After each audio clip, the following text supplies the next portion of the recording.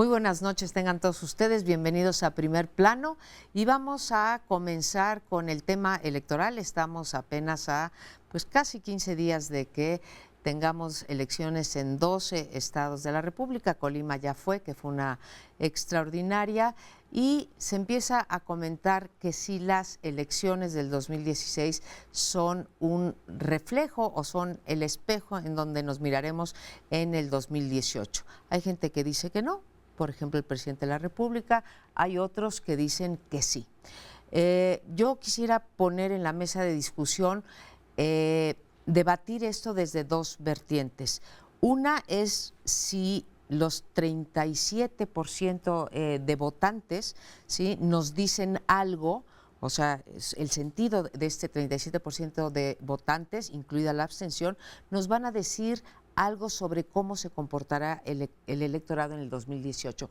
Pero me interesa, aunque no lo crean, un tema todavía más de si va a ser espejo del 2018, que es el bajísimo nivel de discusión, de debate público, de propuestas que hay entre los candidatos a gobernador y sobre todo las acusaciones cruzadas que dejan al electorado, desde mi punto de vista, en una situación francamente ¿cómo lo podría poner? De indefensión. De indefensión frente a la opción de votar por uno u otro. No importa qué estado agarremos, si agarramos Veracruz, las acusaciones entre los dos yunes son tremendas. Si nos vamos a Quintana Roo, se acusan de crimen organizado y de vínculos con el narcotráfico, desde luego de desvío de recursos. Si nos vamos a Tamaulipas pasa lo mismo, Puebla, Oaxaca. O sea, tenemos que escoger el electorado entre presuntos delincuentes. Ese sería el segundo aspecto de si el 18 va a ser espejo de estas campañas tan pobres que estamos viendo. Yo creo que estas campañas van a ser espejo de estas campañas. O sea, yo creo que ya lo del 18, bien, la sociología electoral no siempre acierta, lo estamos viendo en Estados Unidos, donde decían los modelos electorales decían que tal o cual cosa no iba a ocurrir y está ocurriendo. Trump nunca va a ganar, hoy está prácticamente empatado con Hillary Clinton. Aquí en México sabemos de 98 a la fecha que lo que ocurre en este año electoral no necesariamente es igual a lo que ocurra en las presidenciales, y bueno, lo hemos repetido hasta el cansancio. Por consiguiente, dejo ese tema estacionado y voy a la pregunta que haces. No es que tengamos que elegir entre delincuentes en un sentido estricto, pero nunca, como ahora, y mira que tengo canas, había visto una campaña en la cual salieran acreditados tantos escándalos tan extraordinariamente delicados y no haya una reacción ni por la autoridad ni una reacción tan fuerte por la opinión pública. A ver, enumero a la luz de lo que tú decías, María Amparo. En Tamaulipas nos están acusando de infiltración del narco en las campañas. En Veracruz ha habido desde acusaciones de pederasta hasta que le mintieron al 3 de 3 y han salido propiedades más que el nopal. En el caso de Oaxaca, estamos hablando de desvíos de 7,400 millones de pesos y hoy desayunábamos con el Financiero diciéndonos que el candidato del PAN en Aguascalientes tiene acusaciones graves. Es decir, nunca como en estos tiempos hemos tenido asuntos delicados, tanto que la compra o la venta de tinacos, digamos el comercio nocturna político de tinacos en la Coyoacán nos parece asunto menor, la compra del voto ya nos parece un tema menor. Por tanto, si lo que tenemos es una intervención masiva de datos personales muy delicados, o sea, escuchas telefónicas e información financiera, como nunca en la historia, y con todas estas historias de infarto en las campañas, pues si así viene la del 18, el tema no es que sea una guerra de lodo, sino que haya tanto lodo en nuestro sistema político. ¿Sí? ¿Con qué más van a combatir? Yo creo que las dos cosas. Sí hay mucho lodo, eso lo sabemos, hay mucha corrupción, por todos lados está en diferentes niveles del gobierno, pero el tema es precisamente ese es, digamos, el fundamento para hacer las campañas, que es lo que plantea, es decir, cero propuestas, cero por una parte programática, y en cambio es la descalificación del adversario a partir de cosas que en muchos casos, por lo menos pareciera que en la mayoría, sí hay de dónde atacar.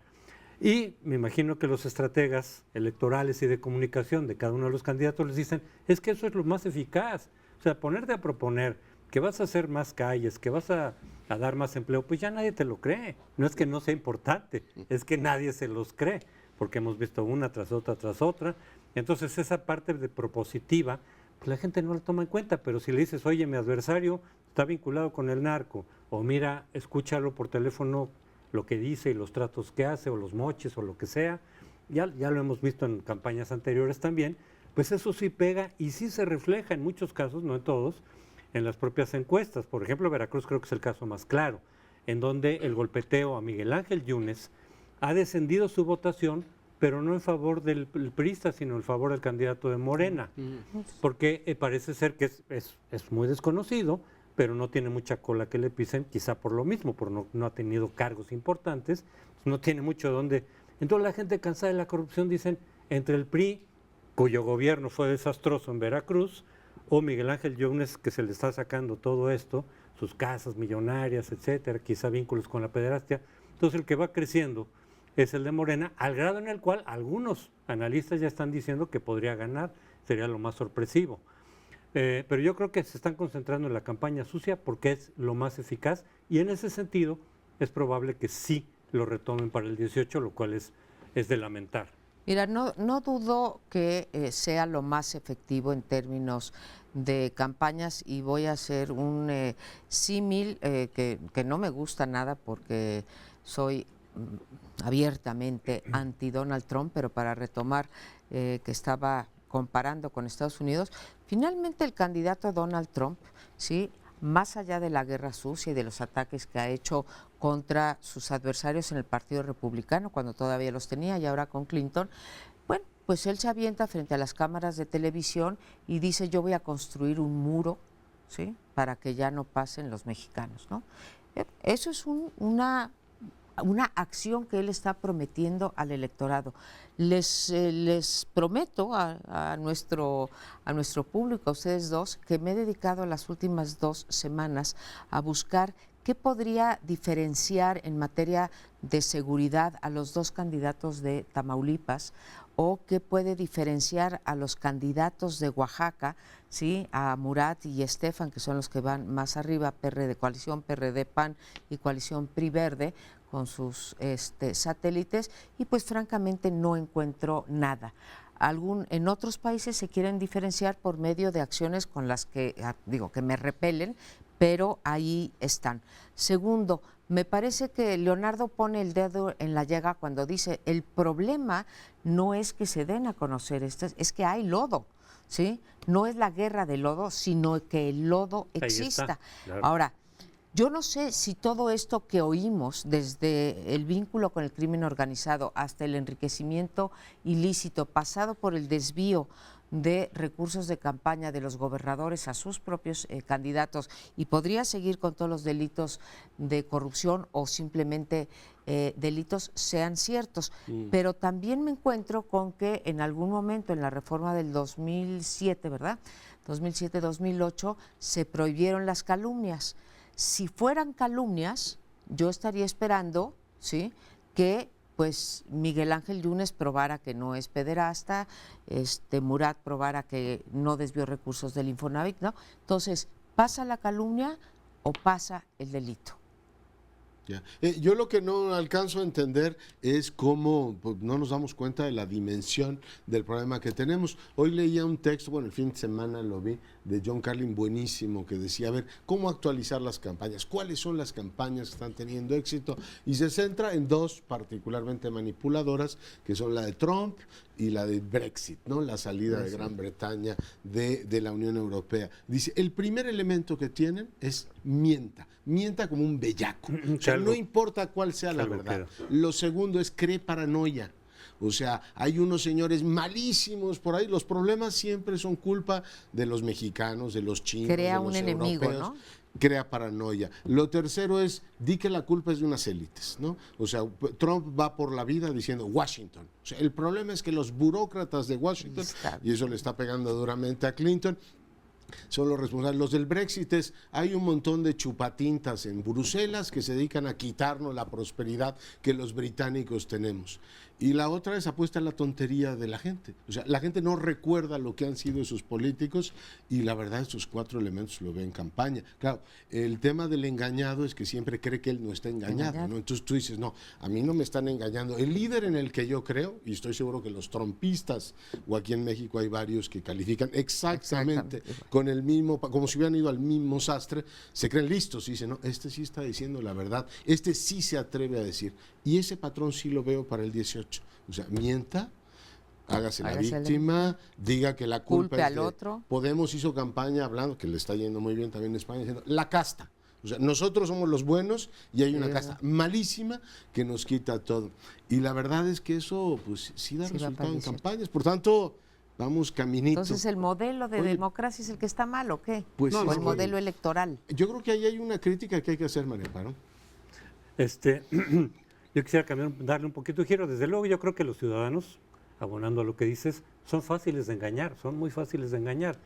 No todos tienen la información adecuada, no todos se van a poner a revisar que sí y que no.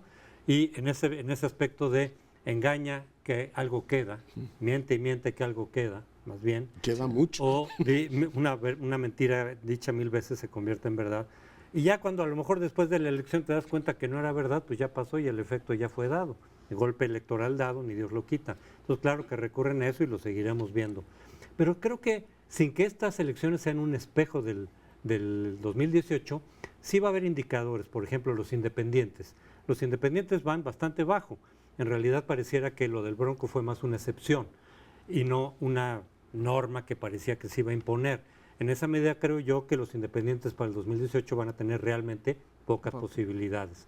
Los independientes que se anoten para la presidencial, pero también lo estamos viendo a nivel de diputados y demás. En realidad no es una figura que realmente, digamos, sea exitosa.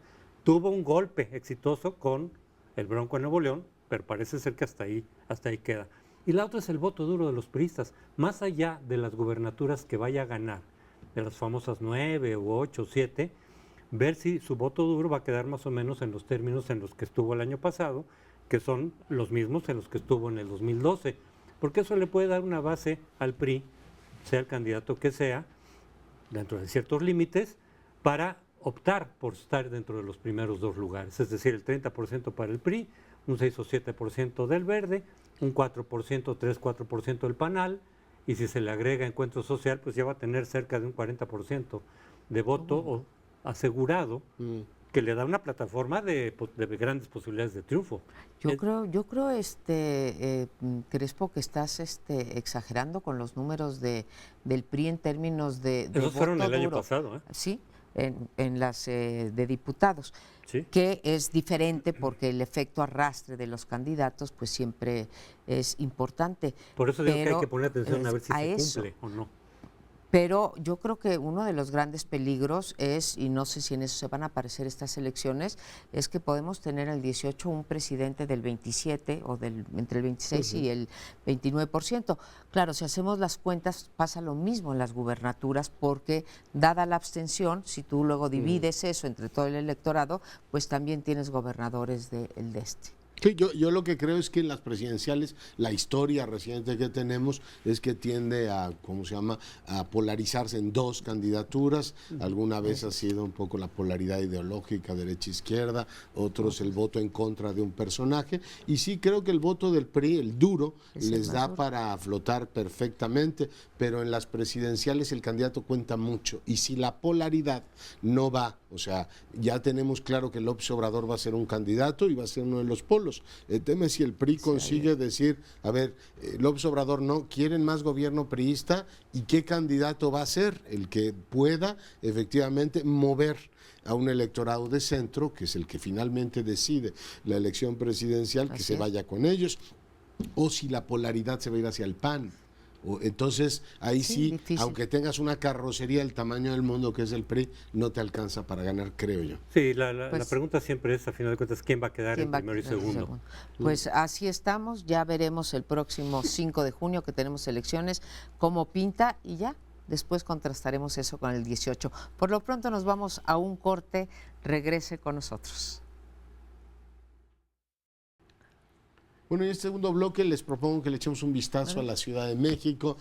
Tenemos, como sabe nuestro auditorio, que elegir una constituyente, al mismo tiempo que en buena parte de los estados, bueno, ya lo comentábamos en el primer bloque, elegirán gobernadores y congresos locales. La disputa por los asientos en la constituyente, no deja de sorprenderme, es tan dura como si fueran delegados o diputados locales, que entiendo que es un negociazo ser delegado o ser diputado local. Entiendo en consecuencia que los partidos se disputen palmo a palmo eso, pero no veo por qué un asiento en la constituyente tengas que regalar tinacos. En Iztapalapa están ofreciendo los dos partidos hegemónicos, uno 500 pesos y el otro 300 pesos por el voto. Y digo, tan importante será eso cuando es una asamblea constituyente que no va a recibir dinero y en principio pues están haciéndole un servicio a la comunidad.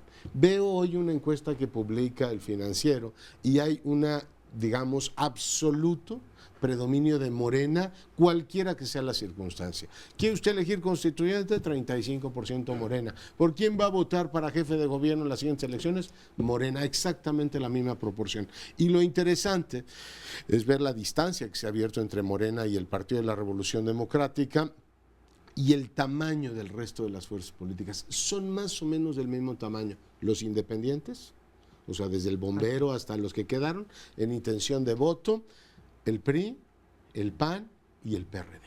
Una cosa increíble cómo se ha jibarizado, cómo se ha chaparrado un partido que lo tenía absolutamente todo, que ganó la jefatura de gobierno, hay que recordar, con una amplitud enorme. No. Y bueno, pues veo sorprendido el proceso, cómo le han venido dejando a su hermano de sangre Morena, porque finalmente Morena gobernó esta ciudad bajo las siglas del Partido de la Revolución Democrática, y hoy tenemos un proceso así, ¿no? Es decir, prácticamente Morena ganaría la mitad de la constituyente si estas votaciones efectivamente se tradujeran en escaños, y el resto de los partidos se tendrían que repartir el poder. Un PRD del tamaño del Partido Revolucionario Institucional y del PAN en la capital. Yo creí que eso nunca lo iba a ver, pero pues, ahora es una realidad. Pues más allá de que digo, o sea, lo que estás reflejando es en efecto lo que dicen las encuestas y lo que dijeron las elecciones el año pasado, cuando Morena gana buena parte de la capital y se equipara al PRD, ¿no? Y ahora lo que ha venido perdiendo 20 puntos de distancia. A 20 puntos de distancia.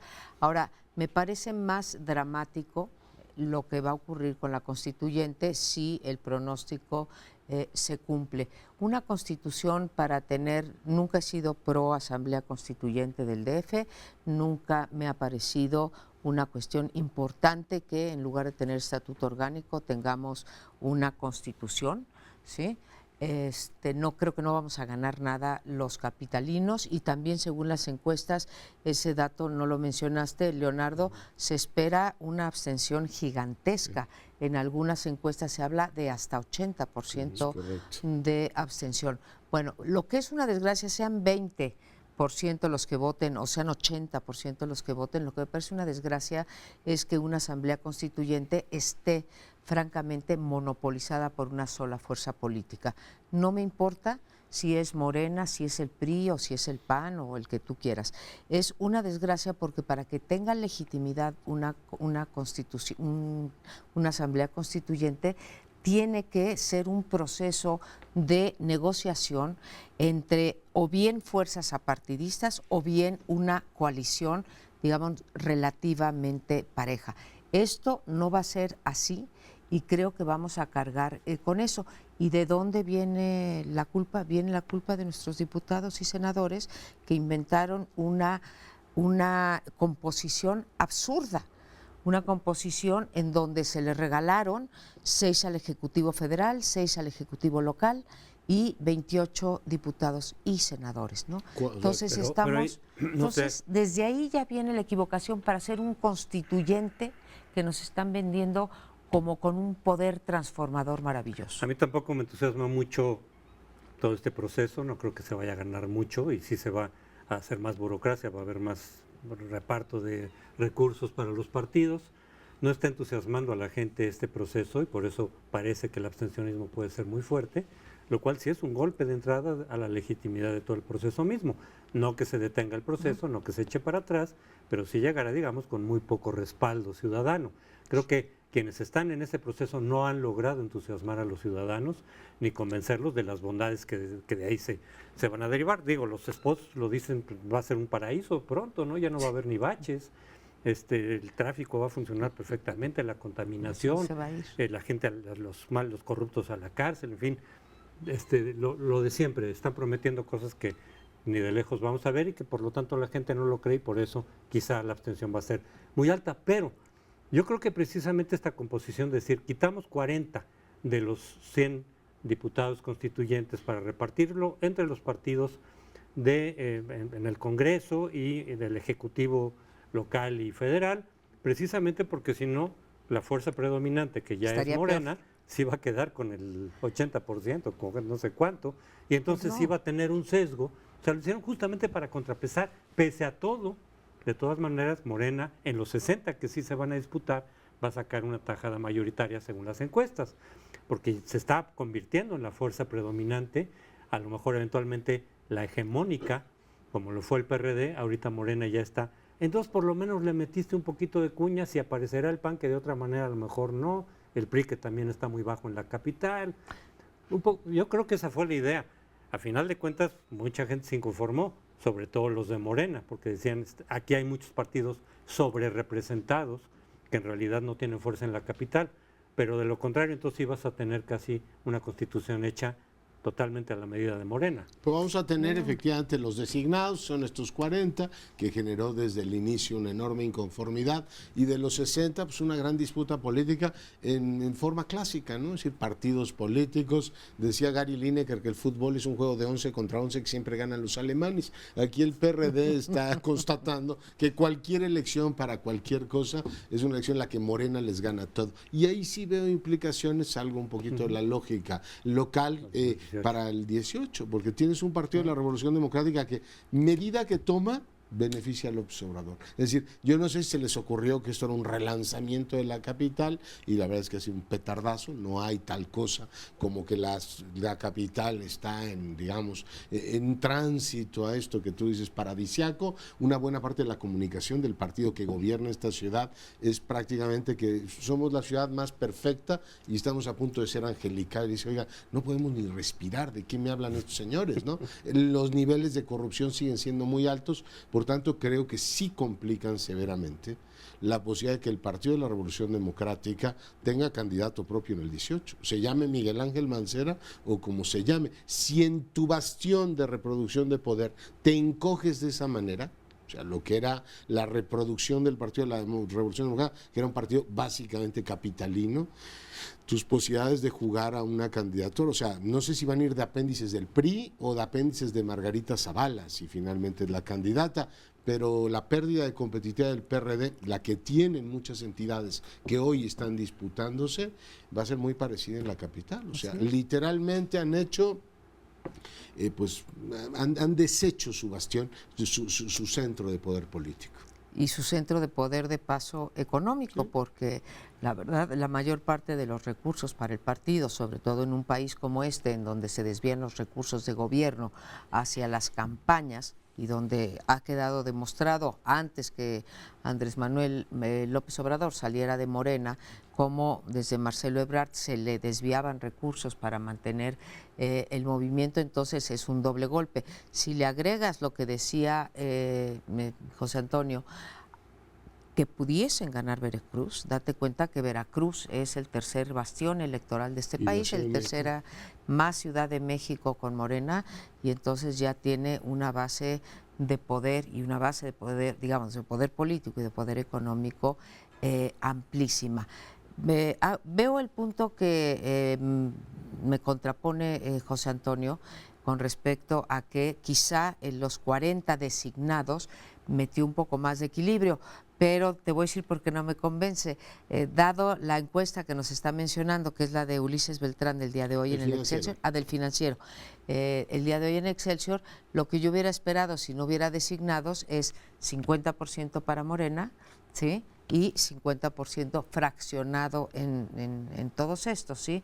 Entonces, pues quedaría más o menos como pues va a ser la composición, pero no sé si a ustedes les preocupe, ¿sí?, digamos, no me gusta usar la palabra mayoriteo, ¿sí? Pero vaya, una fuerte tendencia a que un solo partido tenga el poder de decisión en una cosa tan importante como es la Constitución. Un partido, por lo demás, que no se ha caracterizado nunca por su disposición a negociar. Así es, bueno, retomando las proyecciones hacia el 18 de nueva cuenta, aquí en la capital creo que está pintado, que Morena tiene el caminito libre y que realmente el PRD va a salir muy, muy perjudicado con las medidas que está tomando, muy torpes, que no sirven, que afectan a muchos ciudadanos. Estamos viendo el contraste entre las medidas del no circula y todo lo que eso representa para muchos, y que no hacen nada para detener las movilizaciones que son las que generan, que siguen las movilizaciones a final de cuentas haciendo lo que quieran, sin que haya presencia de la autoridad, y esas generan mucho más problemas y más contaminación y más congestionamiento que las propias medidas. O sea, todo va en favor de Morena, pero a nivel nacional de nueva cuenta. También yo creo que no solo en la capital, sino a nivel nacional, la votación promedio, más allá de que gane o no alguna gubernatura, que Veracruz sería bueno, pero puede ser también Zacatecas, al final de cuentas que está en la jugada, pero en el promedio creo que Morena va a quedar muy por arriba del PRD. Sí, muy. Y los pocos triunfos que tenga el PRD, además asociados con el PAN. Entonces sí, vemos de aquí al 18 por lo menos un declive del PRD muy marcado, no solo en la capital, claramente en la capital, pero también a nivel nacional. En el único estado en el que aparece, digamos, competitivo, y vamos a ver cómo termina eso, es Tlaxcala. Tlaxcala. O sea, el resto de las entidades federativas, por razones sociológicas, no es competitivo en el norte, por razones organizativas, no es competitivo en Sinaloa, pero decía, bueno, aquí gobiernan. Y el mensaje que nos han mandado es, ¿se acuerdan del caso de Jesús Valencia?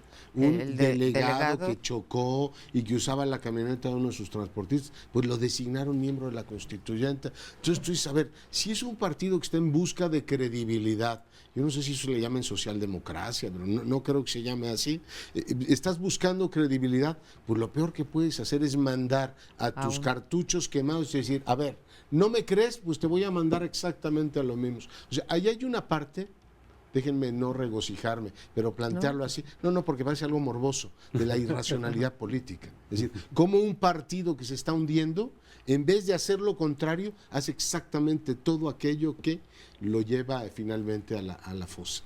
En fin, me quedo con esa duda. ¿Quieren agregar algo más? No, para mí no es una duda, es una certeza. Nada más. Pero no te inquieta, y me inquieta, en vez de sobrevivir. Me inquieta sobremanera, José Antonio Leonardo, que un partido de izquierda, ¿sí? Desaparezca del escenario político nacional y nos deje polarizados con una izquierda con la que muchos no comulgamos, ¿sí? Que es la de Andrés Manuel López Obrador, y pues una derecha con la que tampoco comulgamos. Entonces sí me preocupa y mucho. Vamos a una brevísima pausa, estamos en el primer plano, regresamos en un momento. Bueno, y la semana pasada el presidente Peña Nieto dio otra sorpresa. Digo otra porque la primera en este sentido fue pues despenalizar la marihuana para usos medicinales, presentar la iniciativa en todo caso al Congreso y para investigación. Y la semana pasada también, sin que nadie lo sospechara, saca una iniciativa para normalizar a nivel de todo el país derechos que la comunidad lésbico-gay ha obtenido desde hace algunos años en la Ciudad de México y que la Suprema Corte ha ido extendiendo a base de fallos en distintas entidades de la República, pero viene Peña Nieto justamente el día en contra de la homofobia, escogió exactamente esa fecha para anunciar, digamos, estas iniciativas, pues que lo ubican, digamos, como con una agenda progresista que no tenía durante su campaña en 2012, que incluso mucha gente decía es un regreso neoconservador, porque Peña Nieto pues es católico y se educó además dentro de las escuelas del Opus Dei, que es una institución particularmente conservadora, y pues para nada se le veía que trajera, digamos, una agenda liberal que sin embargo en los últimos meses ha estado sacando. Bueno, y si uno se pregunta por qué, pues evidentemente está echando mano de lo que pueda para recuperar parte de la legitimidad perdida, para acrecentar un poco su popularidad muy caída, lo cual no demerita para quienes estamos a favor de liberalizar la agenda y los derechos y extender los derechos de todos los mexicanos a nivel nacional, pues no demerita, pero básicamente me parece que esa es la razón, que paradójicamente el hecho de que tengas una popularidad muy baja o poca legitimidad te impulsa a de pronto dar algunos pasos que de otra manera quizá o probablemente no darías. A mí, como a ti, José Antonio, me parece que no demerita y me da igual si lo hace por las buenas o por las malas razones, si es una agenda que me parece que le da derechos a minorías, a quienes no los tienen y que además no afectan a terceros. El hecho de que aceptemos que pueda haber matrimonios entre personas del mismo sexo, pues te puede afectar porque no te gusta la idea, pero vaya, no invade ninguno de mis derechos, así como quizá la manifestación invade el derecho al automovilista a transitar, ¿sí? O a otros transeúntes o a los comercios, ¿sí? En este caso, pues tú no pierdes nada. Entonces, me parece que más allá de lo liberal, me parece superior la propuesta de que pueda haber. Fue incluso más allá porque también manda en la iniciativa la idea de que estos matrimonios puedan adoptar también hijos, cosa que es todavía más de avanzada. Yo, de mi parte, lo aplaudo y si lo piensa para quitar Tlatlaya o quitar Ayotzinapa de la discusión pública nacional y taparla con algo más positivo por ganar popularidad o por lo que sea, francamente no me importa. Me parece además valiente y arriesgada, porque no toda la población, o sea, es un tema muy polémico y hay una buena parte de la población que está en contra de una medida así, así que en este caso sí, bienvenida la iniciativa y ojalá, eso sí, no se cabildee en sentido contrario, y cuando digo en sentido contrario es para meterla a la congeladora de la Cámara de Diputados o de Senadores, ¿no? No lo creo porque en todas cosas ya están las sentencias de la Suprema Corte que aludía Crespo y bueno, poco a poco hay que ir normal y poner al día, digamos, legalmente al país, también este reconocimiento al género que tú elijas, ¿no? Personas que nacen varones y después se reconocen como mujeres, bueno, hacer que por ejemplo nuestros cónsules que hacen las veces de oficiales del registro civil reconozcan esto, que es un derecho que tienen las personas. Yo creo que en general es una buena agenda, no sé bien cuáles sean las razones, pero digamos, si uno analiza en sus términos las iniciativas, tanto esta como la de la marihuana que decía Crespo, que creo que resuelve favorablemente, se había metido en un embrollo que ya comentamos ampliamente aquí en el primer plano, finalmente la resuelve muy favorablemente y le da un empujón a un tema que merecía una salida razonable. Por tanto, sí tenemos dos piezas legislativas de corte francamente liberal que han puesto, por supuesto, al sistema de partidos a prueba, ¿no? Porque por un lado tienes un PAN con Cecilia Romero que saca ese PAN así profundamente arcaico, tremendamente conservador y que empieza a hablar de pues figuras muy clásicas frente a una realidad que ha sido superada, o una realidad que ha superado todas estas instituciones, así como de Melchor Ocampo, y a Morena sí la puso en un brete, ¿no? Porque por un lado, pues todo el mundo se giró y decir, y también van a votar en contra de estas, porque es, digamos, parte de la lógica es todo lo que haga este gobierno está mal y todo lo que proponga hay que oponerse, y ciertamente al interior del partido Morena hubo un debate, ¿no? Un debate sobre si deben o no deben apoyar. Le gana el presidente o el PRI una buena parte de la agenda, hablábamos el PRD en el bloque anterior, que el PRD exhibía como propiamente capitalina. Ya no estamos quedando viejos los capitalinos, sino para decir, oiga, en la capital y en todo el país. Deja de ser una ventaja comparativa en el discurso de los gobiernos de izquierda y al PAN lo hace verse eso, mucho más viejo, mucho más tradicional y mucho más conservador. Por tanto, sí creo que le saca ventajas por ahí. No sé si esto relance mucho la figura, el aprecio de la gente por el presidente, pero creo que alguien mínimamente objetivo dirá, oiga, pues en este caso creo que el presidente sí tiene razón. ¿Quién sabe? Porque sí hay mucha oposición y mucha homofobia todavía. Lo definió el presidente la homofobia como una patología social. Y hay mucha gente que se resiste, vinculados a grupos conservadores, vinculados a la Iglesia Católica. A mí me gustó la medida, no solo porque extiende derechos de minorías. Lo que he visto yo en muchas respuestas, digamos, en el debate, en las redes y todo, es que hay mucha gente que concibe los derechos como nada más los que a mí me interesan. Cuando se trata de minorías o de gente que no tiene nada que ver conmigo, que pueden ser las minorías de, por ejemplo, gente con discapacidades distintas o lo que sea. Entonces dicen, oye, eso es perder el tiempo, hay problemas mucho más urgentes como la corrupción. Bueno, ya se está discutiendo la ley anticorrupción, pero ¿qué crees? Hay gente que para ellos sí es muy importante y puede ser muy urgente la extensión de sus derechos. Pero además de eso, me gusta el hecho que de alguna forma se reivindica el Estado laico, que perdió terreno durante los gobiernos del PAN. Y recordemos que justamente cuando se lanzaron ese tipo de iniciativas en la capital, el gobierno de Felipe Calderón impugnó ante la Corte este tipo de medidas que se estaban dando aquí en la capital. Entonces el habrá que ver. De la Comisión de Derechos Humanos también va. Sí. Entonces creo que con esto, sabiendo cuál es la postura de la Iglesia al respecto, pues toma aire y toma un poco más de fuerza el Estado laico con ese tipo de medidas. Pero habrá que ver el debate dentro del Congreso, porque efectivamente Morena está un poco en un brete, porque está formado por muchos experredistas que como tales defendieron esta agenda, pero López Obrador no. López Obrador, él sí está con me parece un cálculo estrictamente electoral, más allá de que él mismo ha dicho que no le da importancia a estos temas. Lo estuvo en el 2000-2006, que no apoyó. No, y recientemente cuando se le volvió a preguntar sobre estos temas, decía, hay temas más importantes. Sin bueno, duda. pues para usted sí, pero resulta que hay otros mexicanos para los cuales pueden ser muy importantes estos temas. Yo creo que él sí está haciendo un cálculo electoral, es decir, me voy a echar en contra a una mayoría del país que se opone a este tipo de medidas por ganarme los votos de una minoría que a lo mejor ni salen a votar. Paradójicamente en Campeche hace poco se aprobó esta ley justamente y el único voto en contra fue de una diputada de Morena, el único. Pero sorprendentemente los datos son muy favorables, ¿no? Es decir, la encuesta del día de hoy... Acabo de leerlo hoy, sí. Pero no es, o sea, hay un ambiente más favorable, lo cual celebro, mis compatriotas están como en tono más liberal, ¿va? Sí.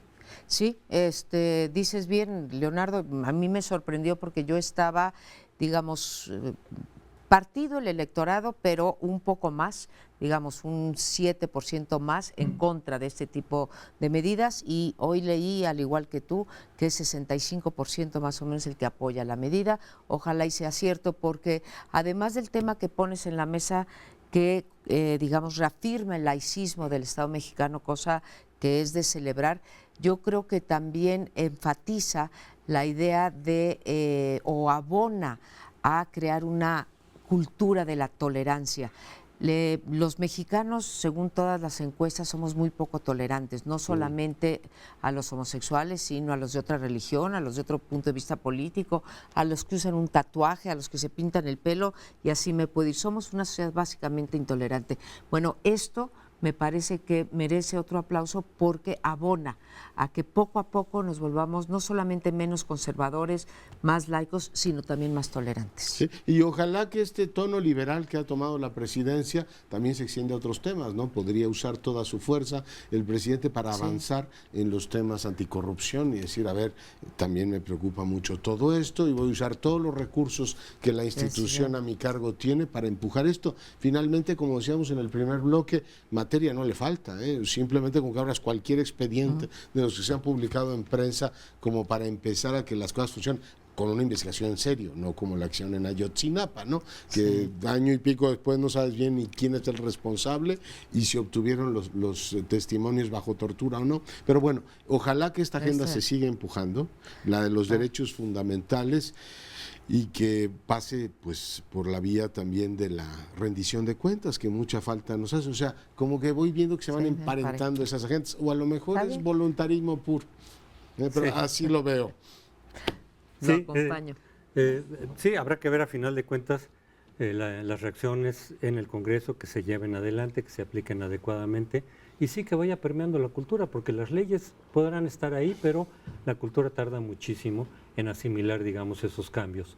Pero a final de cuentas las leyes son la punta de lanza, porque si en las leyes no se avanza en ese sentido, entonces como confirmar de alguna manera pues muchos de los prejuicios, muchas de las posturas intolerantes. Y es cierto, porque por ejemplo, recordemos también, lo hemos visto, episodios de antisemitismo muy fuerte. Es decir, en las leyes no hay esa discriminación, pero en la sociedad sí.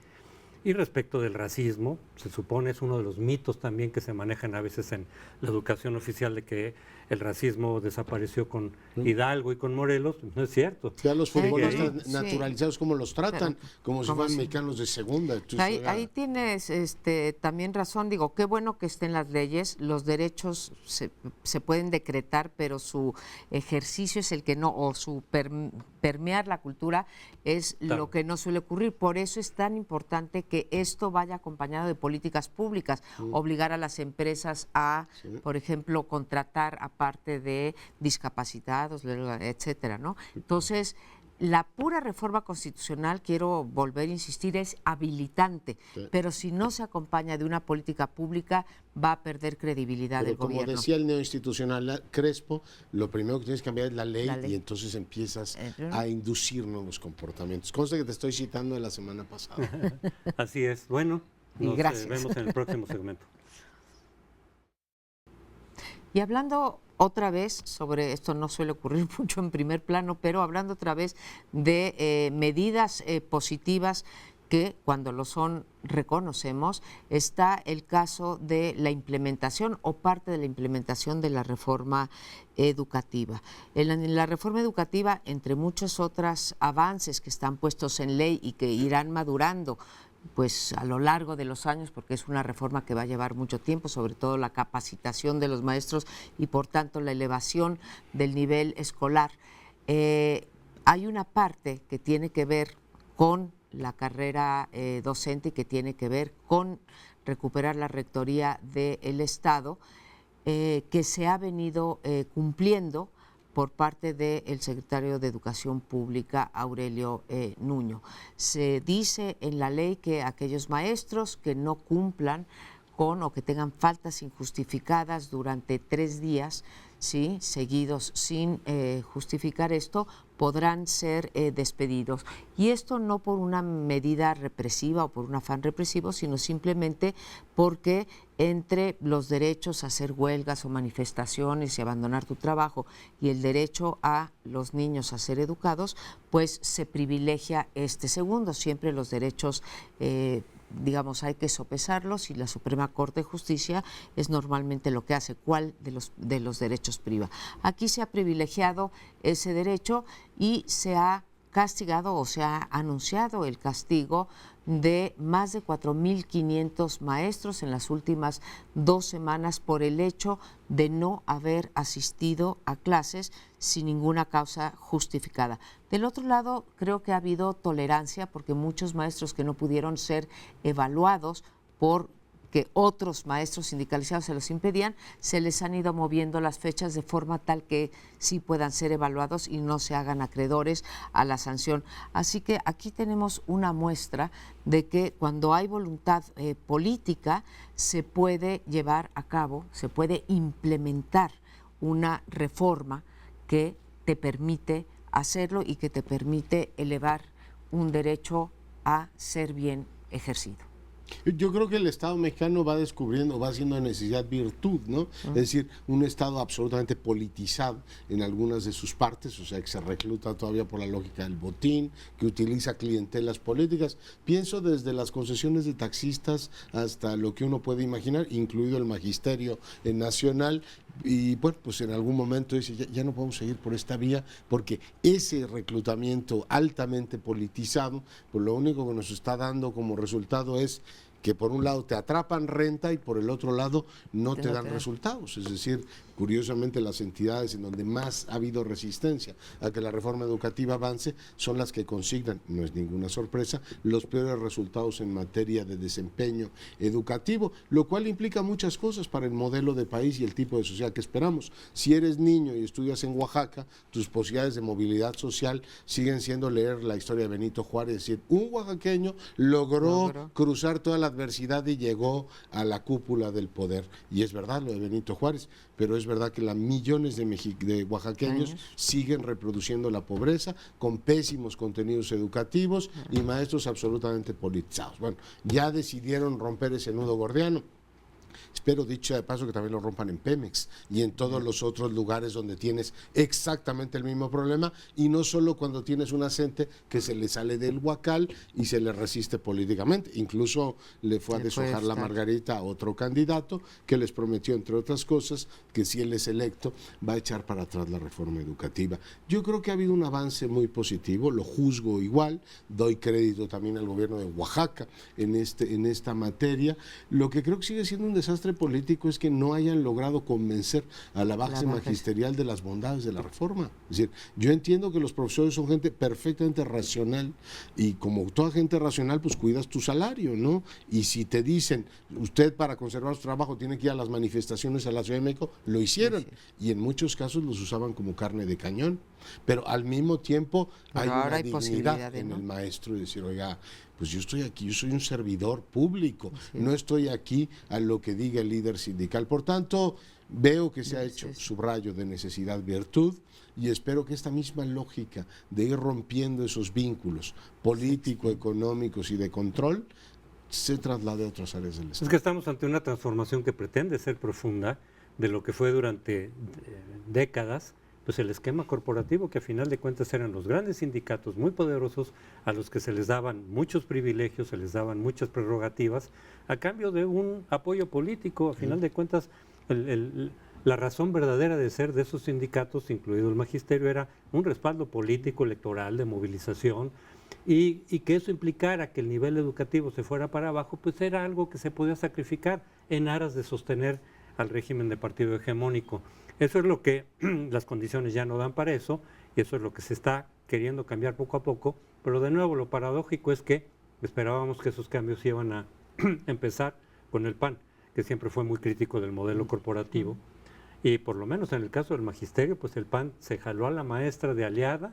A la maestra Elbester Gordillo le fue mejor incluso que en los 2 gobiernos previos del PRI, y en realidad pues eso quedó ahí como congelado, es decir, esos cambios quedaron ahí. Paradójicamente ahora los retoma un gobierno del PRI para confrontar lo que fue su apoyo político, y que ahora, por cierto, por lo menos en lo que se refiere a la CENTE, que desde luego que muchos profesores el cálculo que hacen no es el que tú hiciste, decir, yo soy un funcionario público comprometido con la educación, sino decir, yo quiero heredar mi plaza, yo no quiero ser evaluado, con el riesgo de que me saquen, eso es lo que están defendiendo. Y de nuevo, quien quiere capitalizar política y electoralmente eso es López Obrador, porque él es creo que de los únicos, de los partidos que ha apoyado abiertamente y directamente a la lucha del CENTE y a sus reivindicaciones, pues buscando, me imagino, que obtener ese caudal de votos, que son muchos desde luego.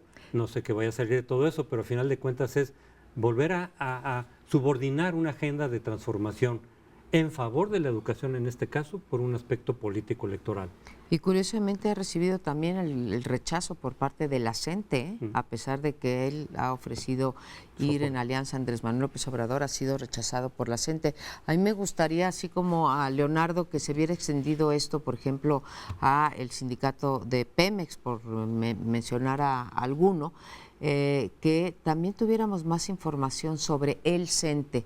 Yo creo que la coordinadora y todos los actos, muchos vandálicos, otros que están impidiendo el derecho de los niños a trabajar, pero más pacíficamente, digamos, a educarse, pero más pacíficamente, nos ha nublado de qué es lo que ocurre en el CENTE, o sea, en el Sindicato de Trabajadores de la Educación, porque si la idea es recuperar la Rectoría del Estado, también tendríamos que ver qué es, no sé si ustedes están en la misma ignorancia que estoy yo y que la comparto, ¿sí? Uno comparte normalmente sus ideas, y aquí comparto mi ignorancia. ¿Qué es lo que está ocurriendo con el sindicato propiamente tal, que pasa el liderazgo de la maestra Elbester Gordillo a Juan Díaz, y que simplemente ha salido del escenario político nacional?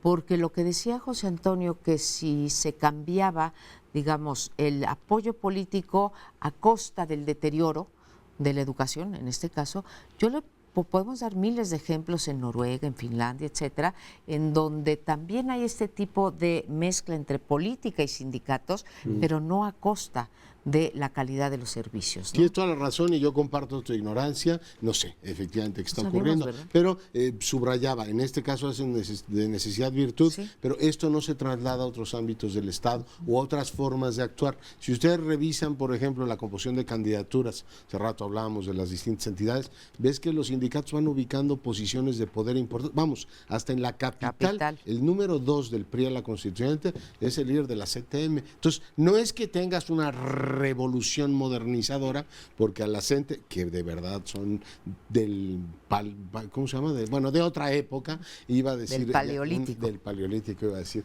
Bueno, no solamente estás jubilando, en este caso bien, pero el resto del sistema sigue con su musculatura paleolítica, y eso lo debe tomar en cuenta el gobierno. Por tanto, sí veo un avance, pero al mismo tiempo veo un montón de nubarrones, y me aterra que lo que hagas es romper, en este caso, liderazgos para que después se pasen a apoyar al PRI. ¿Qué ha pasado con el heroico sindicato de Luz y Fuerza? Pues ya lo reclutó este gobierno, se dejaron de desmovilizar y les ha dado, pues sabrá Dios qué privilegios. Espero que no hagan lo mismo con la CENTE. Pero probablemente eso es lo que está pasando, porque por ejemplo el PANAL, que era justamente la representación política del sindicato, pues el PANAL ya está del lado del PRI y ya prácticamente es un aliado del PRI. A lo mejor eso es lo que está pasando con el sindicato, con lo cual sería deplorable, pero siempre y cuando, retomando tu idea, decir que eso no sea a costa de la educación. Se pueden hacer alianzas políticas y eventualmente esperaríamos que también se desvinculara esto, por ejemplo, con los petroleros, como dices, aunque me imagino que si lo hicieran al mismo tiempo, pues entonces les viene encima una situación que siempre podría hacer salir del control. Por los enemigos, ¿no? Es como mucho más cómodo. Se van de uno en uno o algo por el estilo. Pero se pueden hacer esas alianzas. Efectivamente, en muchos países democráticos hay esas alianzas con los partidos, pero que no se subordine lo esencial de cada una de estas instituciones, que puede ser la eficacia en Pemex o la educación en el magisterio, que no sea a costa de. Y hasta ahí estaríamos de acuerdo. Pues sí. Se nos acabó entonces el programa, pero los esperamos aquí el próximo lunes con otros 4 temas que estamos seguros les van a interesar.